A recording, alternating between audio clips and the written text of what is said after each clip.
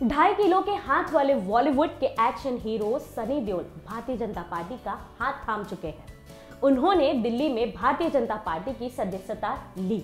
इस मौके पर रक्षा मंत्री निर्मला सीतारमण और रेल मंत्री पीयूष गोयल भी मौजूद रहे। पीयूष गोयल ने सनी देओल को अपनी फिल्मों से सेना का मनोबल बढ़ाने वाला बताया, साथ ही उन्हें नौजवानों को प्रेरणा देने वाला भी कहा।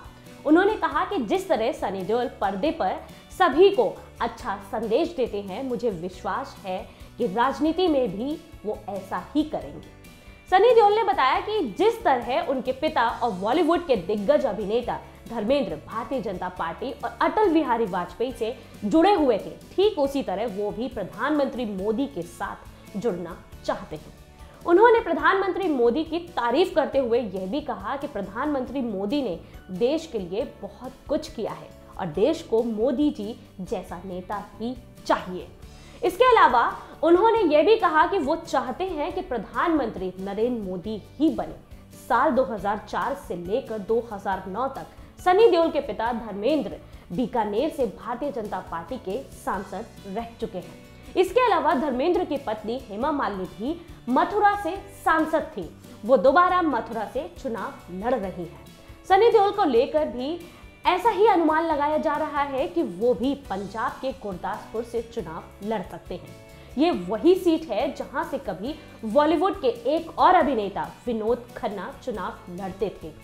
उनके दुनिया से जाने के बाद साल 2017 के उपचुनावों में कांग्रेस के सुनील जाखड़ को इसी सीट से जीत मिली। अगर सच में भारतीय जनता पार्टी सनी देओल को इस सीट से चुनाव लड़ने के लिए टिकट देती है तो मुकाबला देखने लायक होगा।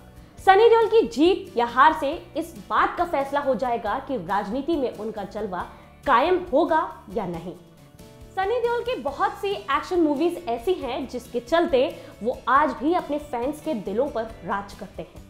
इन फिल्मों में घायल, घातक, जिद्दी, जीत, दामिनी, नरसिम्हा, गदर, माँ तुझे सलाम और फर्ज जैसी फिल्में शामिल हैं। उनकी इमेज वैसे तो बॉलीवुड में एक एक्शन हीरो की तरह है, लेकिन उन्होंने अपने करियर की शुरुआत एक रोमांटिक फिल्म बेताब से की थी। इस फिल्म में उनके ऑपोजिट थी अमृता सिंह। सनी देओल अपनी फिल्म जिंदगी को अपनी असल जिंदगी से बिल्कुल अलग रखते हैं। वो अपनी निजी जिंदगी के बारे में बहुत ज्यादा बातचीत नहीं करते, वो काफी रिजर्व रहते हैं और अवार्ड फंक्शंस में भी वो बहुत ही कम नजर आते हैं।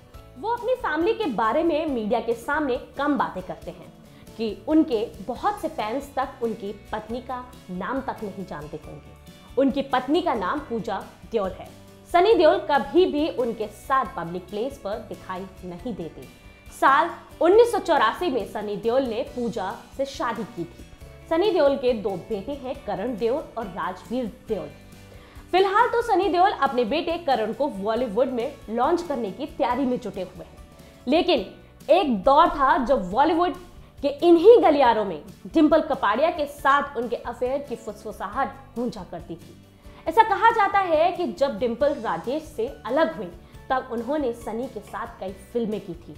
यही वो वक्त था जब दोनों के बीच नजदीकियां बढ़ गए और दोनों को प्यार हो गया। इन दोनों की जोड़ी को स्क्रीन पर खूब सराहा भी गया। मंजिल मंजिल, गुनाह, आग का गोला, अर्जुन और नरसिम्हा जैसी बहुत सी फिल्मों में उनकी केमिस्ट्री का जलवा दिखाई दिया। इन दोनों का रिश्ता करीब 11 सालों तक चला और उनके शादी करने तक की अफवाह सुनाई दी, लेकिन फिर कुछ वक्त बाद उनके इश्क की ये फुसफुसाहट कमजोर पड़ गई। फिर कई सालों बाद साल 2017 के आखिर में सामने आया एक वीडियो। ये वीडियो लंदन का था और इसमें एक साथ नजर आ रहे थे सनी देओल और डिंपल कपाड़िया।